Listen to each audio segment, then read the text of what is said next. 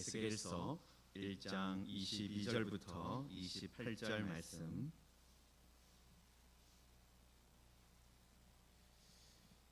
우리 찾으셨으면은 한 절씩 교독하도록 하겠습니다. 그 생물의 머리 위에는 수정 같은 궁창의 형상이 있어 보기에 두려운데 그들의 머리 위에 펼쳐져 있고 그 궁창 밑에 생물들의 날개가 서로 향하여 펴 있는데 이 생물은 두 날개로 몸을 가렸고 저 생물도 두 날개로 몸을 가렸더라. 생물들이 갈 때에 내가 그 날개 소리를 들으니 많은 물소리와 와도 같으며 전능자의 음성과도 같으며 떠드는 소리 곧 군대의 소리와도 같더니 그 생물이 설 때에 그 날개를 내렸더라. 그 머리 위에 있는 궁창 위에서부터 음성이 나더라. 그 생물이 설 때에 그 날개를 내렸더라. 그 머리 위에 있는 궁창 위에 보좌의 형상이 있는데 그 모양이 남보석 같고 그 보좌의 형상 위에 한 형상이 있어 사람의 모양 같더라. 내가 보니 그 허리 위의 모양은 단쇠 같아서 그 속에 주위가 불 같고 내가 보니 그 허리 아래의 모양도 불 같아서 사방으로 광채가 나며, 이렇게 같이 읽겠습니다.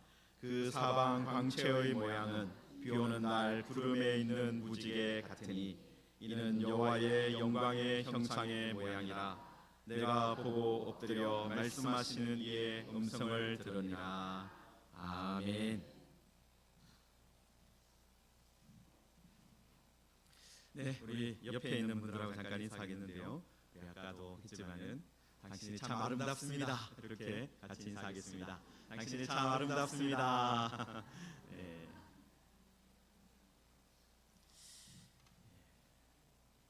여러분, 우리가 시를 좋아하시는 분들 있겠지만 싫어하시는 분들도 있지만은 아주 유명한 시는 딱 한 부분만 봐도 알잖아요. 구름에 달가듯이 가는 나그네, 아니면 엄마야 누나야 강변 살자, 아니면 하늘을 우러러 한 점 부끄러움이 없기를, 이렇게 하면 그저 어떤 시가 쫙 생각이 나죠. 오늘 제목이 바로 그런 겁니다. 한번 같이 한번 읽어볼까요? 비 오는 날 구름에 있는 무지개. 너무 시적이지 않아요? 비 오는 날 구름에 있는 무지개. 여러분, 우리가 에스겔서 지금 이제 이사야서부터 계속해서 선지서들을 쭉 읽어보고 있는데요.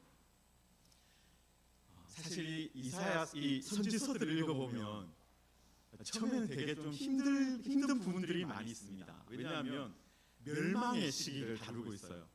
이사야 선지자는 북이스라엘이 멸망하는 그 시대에 살았고, 우리가 지난번에 살펴본 예레미야서 같은 경우에는 이제 진짜 남유다가 자기 나라가 망하는 그런 시점에 있었습니다.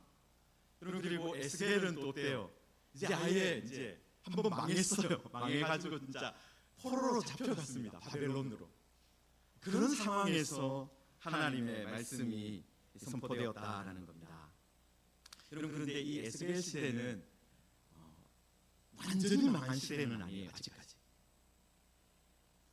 이스라엘 백성들이 포로로 3차례 정도 잡혀갑니다. 여러분, 여기 지도를 잠깐 꺼내서 보여주시면요, 잘 보이지 않을 거지만 여러분 대충 여기 예루살렘이 여기에 있고요, 이쪽이 이제 바벨론이 있는 지역입니다. 여기가 니느웨니까 여기는 아수르가 있죠. 그런데 바벨론이라는 신바벨론이라는 그 제국이 세워지면서 이 지역 전체를 통일하고 북쪽에서 남쪽으로 밀려 내려가기 시작했어요. 고대 근동에서 가장 유명한 나라가 여기 바로 밑에는 애굽이거든요. 이집트. 여러분, 사람들이 다 알고 있어요. 이집트에 가면, 애굽에 가면 나일강이 항상 흐르고 거기에서 엄청난 곡식이 나오고 풍년이 항상 있는 땅이다.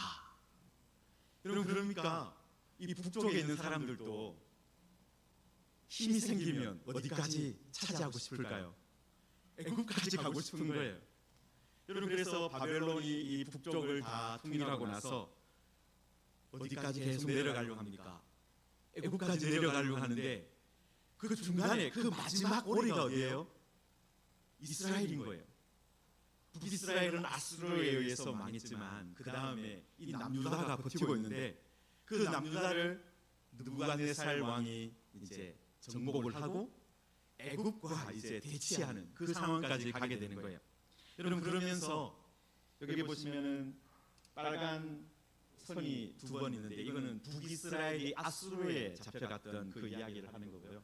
여기 세 번은 이제 남유다가 포로로 잡혀간 이야기를 하고 있는 겁니다. 그러니까 예수님 오시기 606년 5년 정도 전에 한번 잡혀갔어요. 남유다가 아직 완전히 망하지는 않았는데 잡혀갔습니다.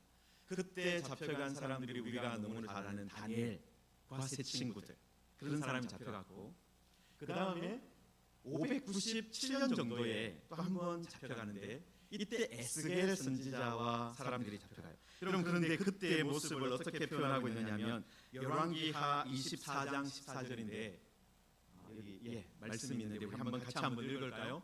그가 또 예루살렘의 모든 백성과 모든 지도자와 모든 용사 만명과 모든 장인과 대장장이를 사로잡아 가매 비천한 자 외에는 그 땅에 남은 자가 없었더라.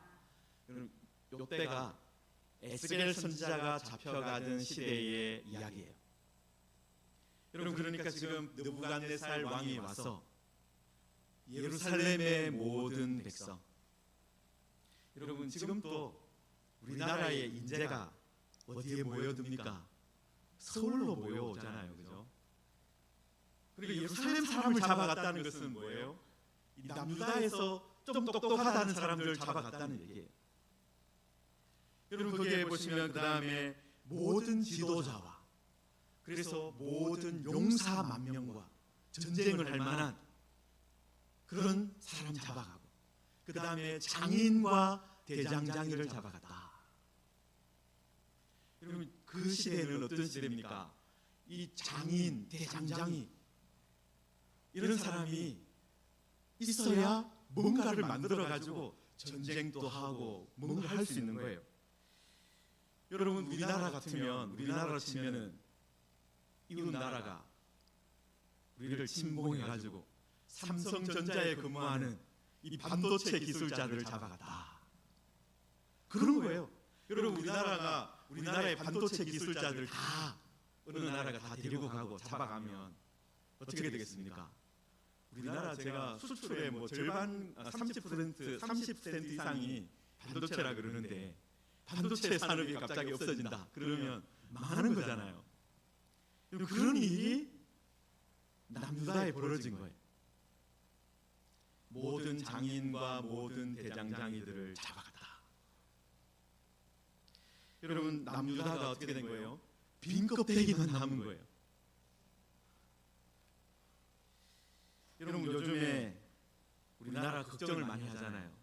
요즘에 무슨 걱정을 제일 많이 합니까? 인구가 줄어든다. 인구가 줄어들어서 사람들이, 우리 수도권은 그래도 아직까지 괜찮아요. 지방에서 그래도 아직 젊은이들 올라오고 있어요. 여러분, 그런데 지방에 가보면 부산에, 제가 부산에 2년 정도 사역해서 부산을 좀 다녀봐서 알기 때문에 지난 봄에 부산에 내려갔을 때 깜짝 놀랐어요. 저도 시내에 너무 빈 상가들이 많은 거예요. 빈 집들이 너무 많이 보이는 거예요. 노인과 바다라는 별명이 이해가 되더라고요. 여러분, 지금 바벨론이 어떻게 하고 있습니까? 전쟁을 할 때마다 다니엘과 세 친구 같은 그런 똑똑한 사람들, 젊은 사람들 잡아가고 지도자와 그 다음에 대장장이와 장인들, 용사들 잡아가고 있는 거예요. 유다가 어떻게 돼가고 있는 거예요? 빈 껍데기가 되어가는 거예요. 여러분, 요즘에 우리들도 어떻습니까? 바로 그런 시대를 살아가고 있는 거예요. 우리나라가 이러다가 빈 껍데기만 남는 것 아니냐. 여러분 한국 교회도 어떻습니까? 한국 교회도 점점 그렇게 되어 가고 있어요. 여러분 한국 교회 많은 분들이 걱정하는 것이 뭐냐면요, 젊은이가 없어진다 라는 것 하나 하고, 그 다음에 신학교에 학생들이 없어진다. 여러분 제가 신학교에 지원할 때만 해도 경쟁률이 한 3대 1 정도 됐거든요. 여러분 그런데 지금은 어떻게 됐냐, 1대 1이래요. 원서를 쓰면 거의 다 합격입니다. 정원을 채우지 못하는 학교들도 많이 있어요. 여러분 그래서 한 10년, 10년도 아니 한 5년 정도 지나면 어떻게 되겠습니까? 5년, 10년 지나면요, 젊은 전도사님을 보기가 힘들어져요. 젊은 목사님을 보기가 힘들어집니다. 여러분 우리도 이런 상황이기 때문에 이 에스겔과 같이, 에스겔도 그런 시대의 사람이었어요. 젊은 사람들이 뽑혀가고 나라가 망하고 없어지는 그런 시대. 그래서 우리들도 이 말씀을, 에스겔 선지자의 말씀을 잘 살펴보아야 하는 거예요. 여러분 그런데 에스겔은 어떤 사람이었습니까? 우리가 읽지 않았지만 1장 3절에 보시면요, 소개가 어떻게 되냐, 부시의 아들 제사장 에스겔. 제사장 에스겔. 여러분 제사장은 어떤 사람입니까? 율법 교육을 아마 철저하게 받았을 거예요. 성전에서 어떻게 제사를 인도해야 되는지를 잘 배웠을 겁니다. 여러분 그리고 제사장은 어디 중심으로 활동을 하는 겁니까? 성전을 중심으로. 여러 제사장들이 있지만은 자기가 섬겨야 될 시간이 찾아오면은 예루살렘으로 올라가서 성전에 가서 하나님을 섬기는 겁니다. 여러분 그런데 지금 이 에스겔이 어떻게 된 거예요? 포로로 포로로 잡혀서 바벨론 그발 강가에 있는 거예요. 1장 1절에 보시면은 에스겔이 포로로 잡혀서 그발 강가에 있었다.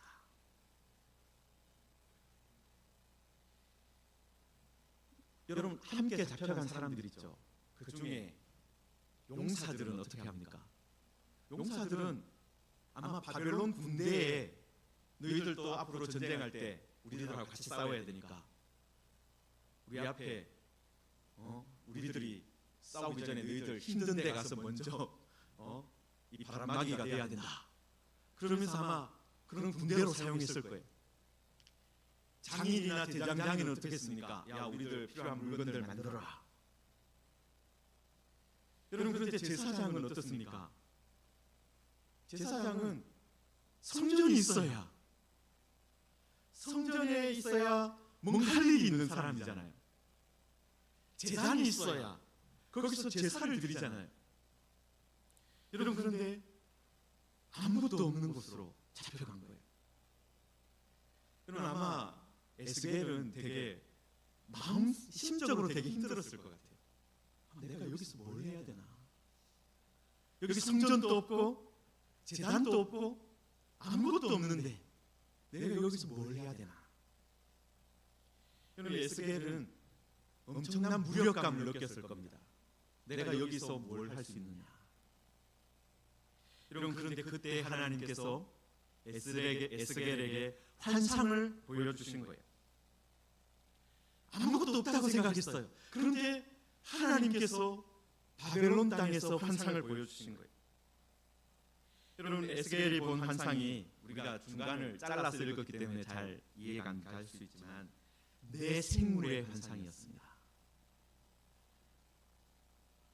비슷한 거 우리가 한번 본 적 있어요. 이사야 선지자도 어떻습니까? 스랍들이 날고 있는 환상을 봤어요. 6날개를 가지고 있는데 두 날개는 얼굴을 가리고 두 날개는 발을 가리고 두 날개로 날고 있는 그 네 생물을 본 적이 있습니다. 여러분 그래서 네 생물이 등장했다. 그건 무슨 의미입니까?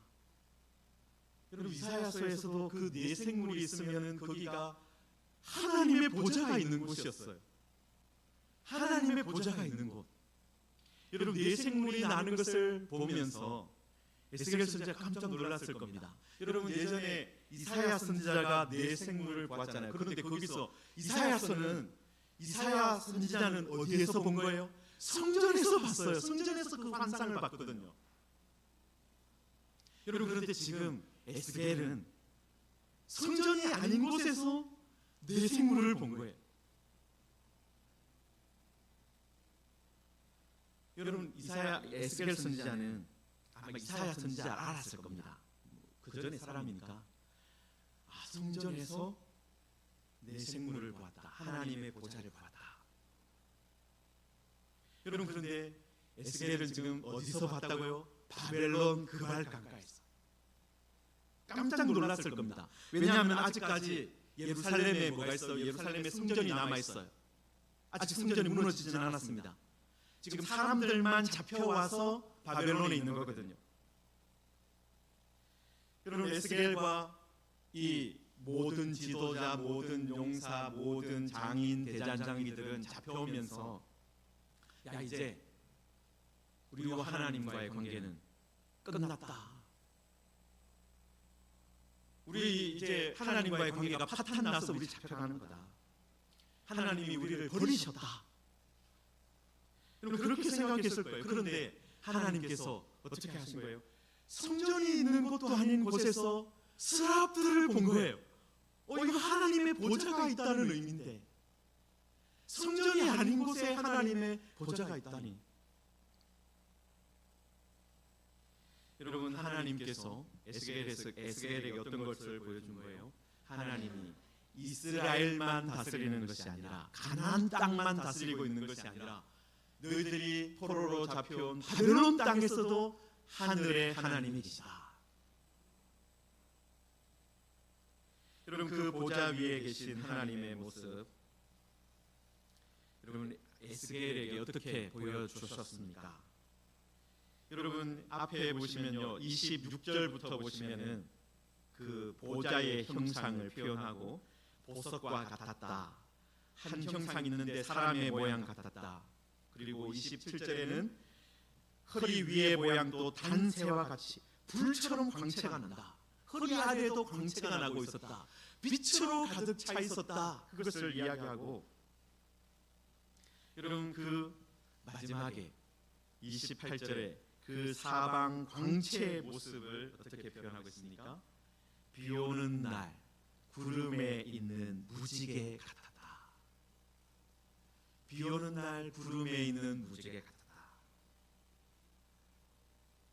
하나님의 영광을 이렇게 표현하고 있다는 거예요. 비 오는 날 구름에 있는 무지개 같으니. 성도 여러분, 비 오는 날은 어떤 날일까요? 여러분 이스라엘 사람들한테 비 오는 날. 여러분 어제 비가 엄청 왔어요. 제가 6시 반 정도에 퇴근을 하려고 딱 나섰는데요. 그때 비가 한두 방울 떨어지고 있었어요. 그래서 잘 탔다, 잘 출발했다라고 생각했는데 그 시간부터 갑자기 폭우가 내리기 시작해가지고 앞이 보이지 않을 정도로 이 차에 있는 와이퍼 있잖아요. 이거 비를 닦아내는 그거 아무리 작동시켜도 안 보이는 정도로 비가 오더라고요. 그래서 과천에 싸이 콘서트도 중단되지 않았습니까? 그만큼 그 비 오는 거 좋아하는 축제예요. 그 흠뻑 쏘라 그래가지고 막 물을 다 뿌리는 그런 행사인데 비가 너무 많이 와서 흠뻑 쇼가 중단되었다. 그 정도로 비가 많이 왔습니다. 그때 여러분 비가 엄청나게 많이 내린 날이 있잖아요. 비 오는 날 이스라엘 백성들에게 비 오는 날은 어떤 날이었습니까? 심판의 날이었습니다. 여러분 노아 시대 때 창세기 6장에 보시면 하나님께서 비로 땅을 심판하겠다. 여러분 그때 하나님께서 그 땅을 어떻게 표현하고 계셨습니까? 창세기 6장 11절 12절에 보시면은 그때에 온 땅이 하나님 앞에 어떻게 됐습니까? 부패하였다. 포악함이 땅에 가득하였다. 하나님이 보신 적 땅이 부패하였으니 이는 땅에서 모든 혈육 있는 자의 행위가 부패함이었더라. 여러분 땅이 땅에서 냄새가 난다는 이야기가 아니에요. 땅에 사는 사람들이 어떻게 한 거예요? 그 행위가 부패한 거예요. 하나님의 형상으로 지음받은 사람들이 하나님의 형상대로 살아가지 않고 자기 마음대로 살아가는 거예요.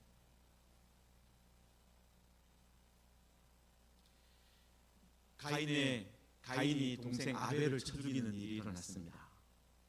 그리고 가인의 후손인 라멕도 어떻게 합니까? 자신이 어떤 상처를 입었는데 그 상처를 인해서 내가 사람을 죽였다, 나의 사랑으로 말미암아 소년을 죽였다, 그렇게 노래하고 자랑하는 시대가 된 거예요. 자신의 포악함을 자랑하는, 내가 사람을 몇 명 죽였다, 이거 자랑하는 시대가 된 겁니다. 여러분, 그런 모습을 하나님께서 땅이 부패했다, 그렇게 표현하신 거예요. 여러분, 그래서 그 땅을 어떻게 하셨습니까? 홍수로 심판하셨어요. 여러분, 그런데 그 홍수 때, 홍수가 시작되기 전에 하나님께서 어떻게 하셨습니까? 노아에게 은혜를 베푸시고 방주를 준비하게 하셨어요. 그리고 그 방주에 노아의 가족과 모든 생물들의 이 짝을 지어서 들어가도록 인도하셨습니다. 여러분, 그리고 그 다음에 비가 쏟아지기 시작했죠.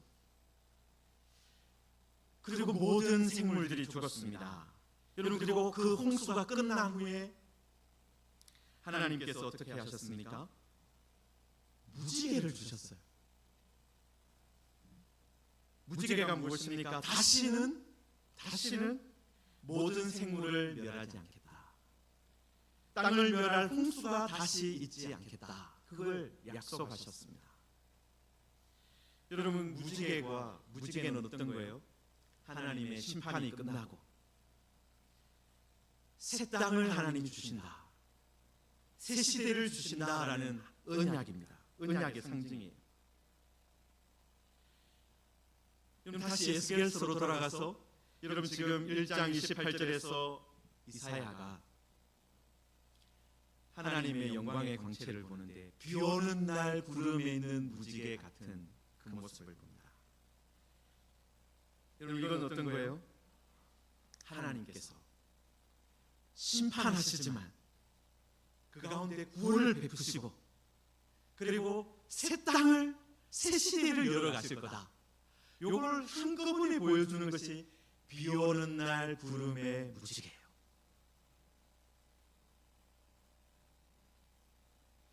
여러분, 하나님의 영광은 어디에서 나옵니까? 하나님의 영광은 어디에서 나옵니까? 하나님이 모든 것을 다 싹 쓸어버릴 수 있다, 거기서 나오는 걸까요? 하나님이 모든 것을 파괴할 수 있다, 거기에서 하나님의 영광이 나오는 걸까요? 여러분, 사람들은 그거 영광이라고 생각해요. 어떤 사람은, 여러분, 라멕 같은 사람도 어떻게 생각했습니까? 내가 모든 사람을 쳐 죽일 수 있다,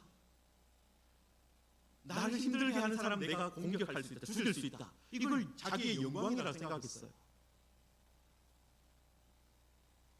여러분, 그런데 그런 영광, 모든 것을 심판할 수 있는 것도 엄청난 힘이고 엄청난 영광 중에 하나예요. 여러분, 그런데 그것만 있으면요, 어떻게 하는 거예요? 땅을 부패하게 하는 거예요. 여러분, 하나님의 영광은요, 심판하시는 것으로 끝나는 것이 아니라 그 가운데 구원의 길을 여시고 그 다음에 새 하늘과 새 땅까지 주시는 거예요. 그게 하나님의 영광입니다.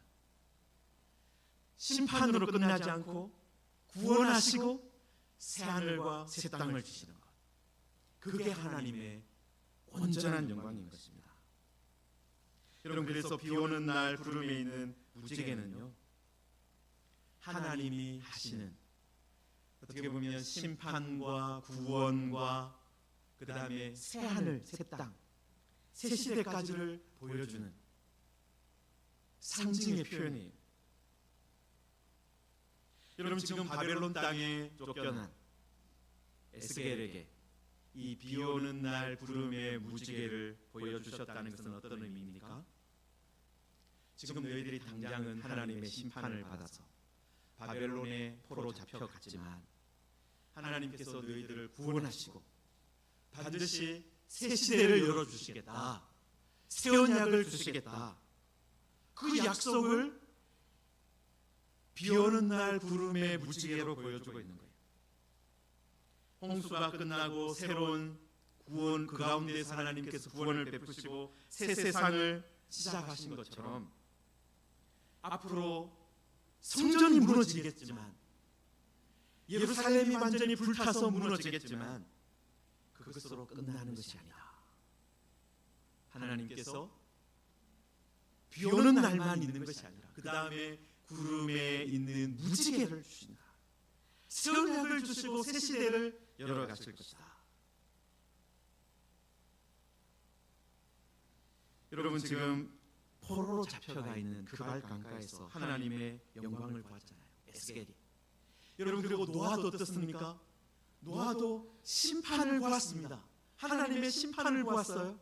그리고 그 다음에 하나님께서 방주를 통해서 구원하시는 것을 보았고, 그 다음에 마지막에 무지개를 통해서 하나님께서 새 하늘과 새 땅을 열어가시는 것을 보았습니다.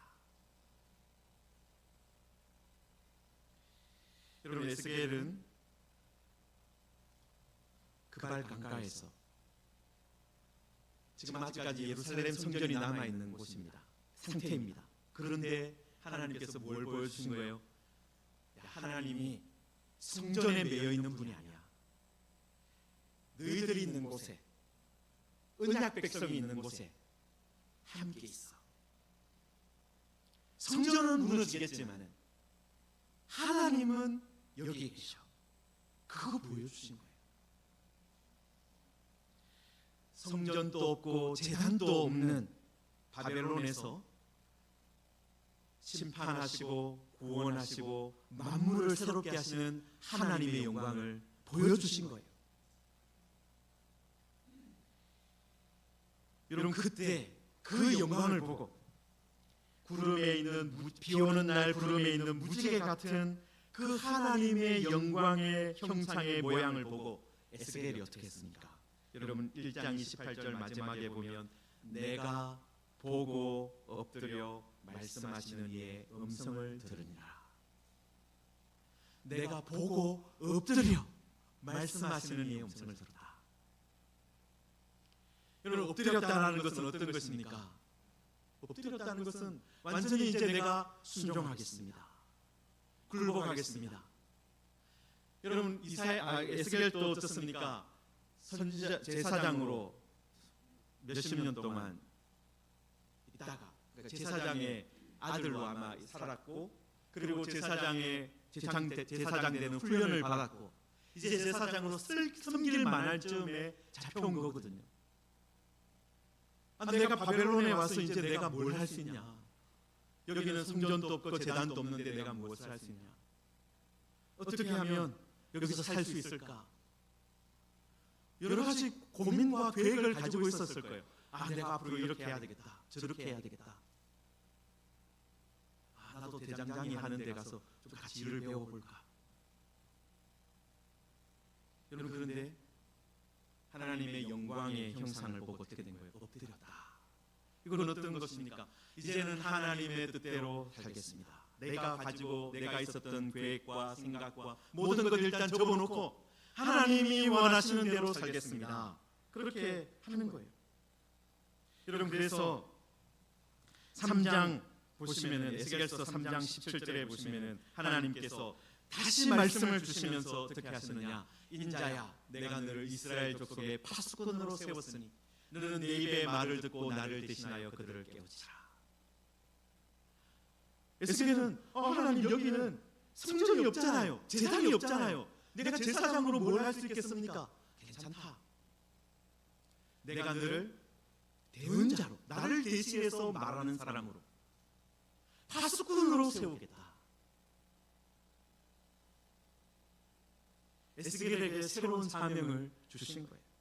하나님의 영광의 그 모습을 보여주시면서 엎드리는 그 에스겔에게 야, 너 하나님의 말씀을 대신하는 스피커로 살면 된다. 재단이 없어도 괜찮다. 성전이 없어도 괜찮다. 하나님의 말씀을 대신하는 사람으로 살면 된다. 성도 여러분, 에스겔은 이 환상을 보고 제사장이 아니라 어떻게 살았습니까? 선지자로 살았어요. 에스겔은요, 바벨론에 가서 그때부터 한 번도 제사를 인도해 본 적이 없을 거예요. 왜냐하면 제단이 없으니까, 성전이 없으니까 한 번도 제사를 인도해 본 적은 없을 거예요. 그런데 그곳에서 하나님이 할 수 있는 일을 주신 거예요. 하나님의 말씀을 대신하는 그 사명 주신 거예요. 여러분, 하나님께서 여러분 지금 또 우리를 이 시대를 향한 하나님의 스피커로 우리를 부르셨어요. 여러분, 북한이 제일 싫어하는 것 중에 하나가 뭡니까? 대북 방송하는 거예요, 우리가. 그게 대북 방송이 뭐 별것 아닌 것처럼 보이지만 어떤 소리가 들리는 거예요? 북한이 다 통제하고 있잖아요. 야, 우리들한테 어떤 소리도 들리지 않게 딱 막아놓고 있는데 갑자기 다른 소리가 막 들리고 있는 거예요. 자유의 소리가 들리도록 하는 거예요. 그래서 그거 되게 싫어한다고 들었어요, 저도. 여러분, 세상도 무엇을 싫어하겠습니까? 세상도요, 하나님의 소리가 들리는 거 싫어합니다. 하나님이 이 세상의 심판자이시다. 하나님이 구원하신다. 하나님이 새 하늘과 새 땅을 주신다. 이거 싫어해요, 이 소리 듣는 거. 여러분, 비 오는 날 구름에 있는 무지개, 요거 싫어한다는 거예요. 하나님이 심판하신다. 하나님이 구원하신다. 하나님이 새 시대를 여신다. 새 하늘과 새 땅 주신다. 이거 싫어하는 거예요. 여러분, 그런데 여러분, 이것이 비 오는 날 구름의 무지개, 이게 사실은 다 에스겔이 본 것도요, 예고편이었어요. 예고편. 여러분, 노아가 본 것도요, 이 성경에 기록되어 있는데 이거 다 예고편이에요. 노아의 홍수도, 그리고 방주도, 그 다음에 무지개도 예고편이고요.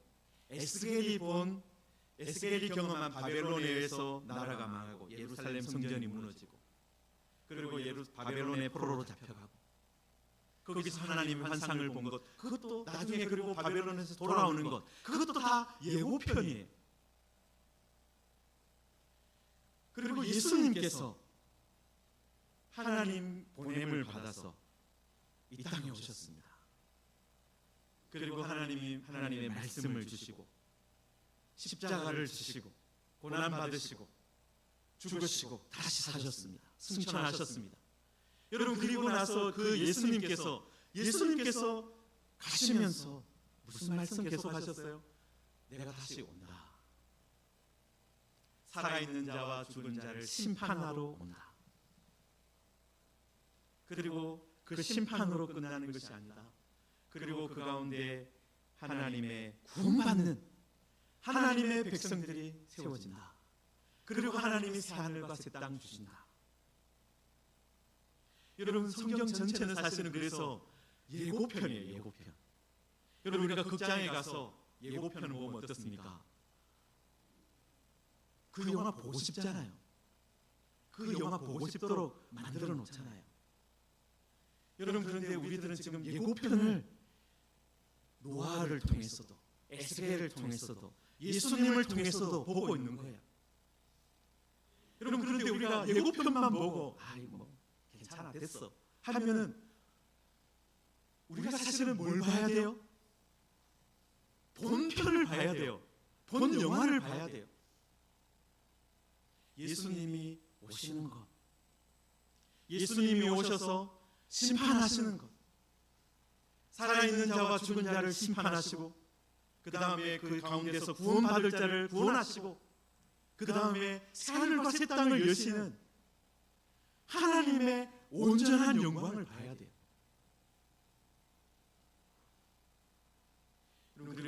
하나님께서 바로 그 일을 하실 것이다. 여러분, 우리는 무슨 사람이에요? 우리는 예고편을 자꾸 들려주는 사람이에요. 야, 하나님이 이런 일을 하신다. 하나님이 심판하시고 구원하시고 새하늘과 새 땅을 주신다.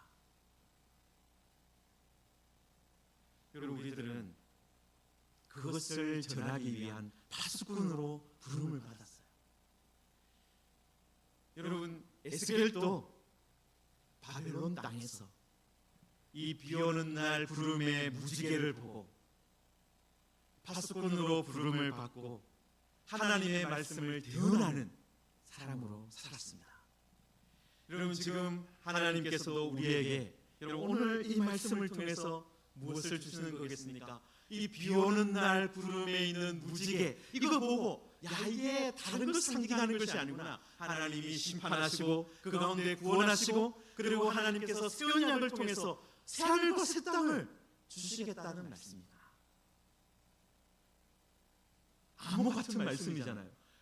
비오는 날 구름에 무지개. 그런데 우리는 이 암호 같은 표현을 이해하는 사람이 된 거예요. 하나님이 심판하시고 구원하시고 새 언약, 새 하늘과 새 땅을 주시는 분이시구나. 여러분, 우리가 이렇게 많은 사람을 통해서 노아를 통해서도 에스겔을 통해서도 그리고 예수님을 통해서도 앞으로 올 일에 대한 예고편을 우리가 듣고 보았습니다. 여러분, 그러면 어떻게 해야 됩니까?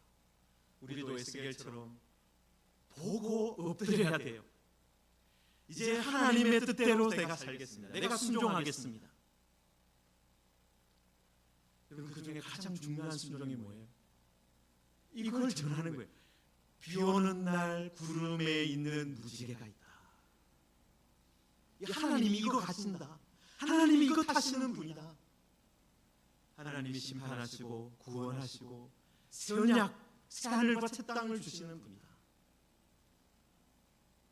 거기에 구원받은 자로 있어야 되지 않겠느냐.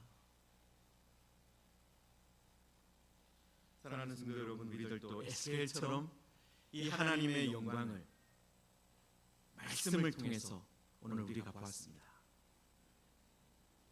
하나님, 우리들도 하나님 앞에, 이 영광의 하나님 앞에 우리도 엎드립시다. 우리도 이 하나님의 부름에 응답합시다.